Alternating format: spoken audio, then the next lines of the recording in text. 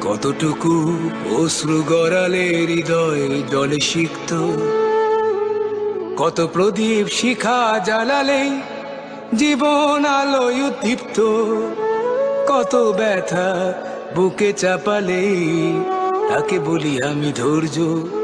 নির্মমতা কত দূর হলে জাতি হবে নির্লজ্জ।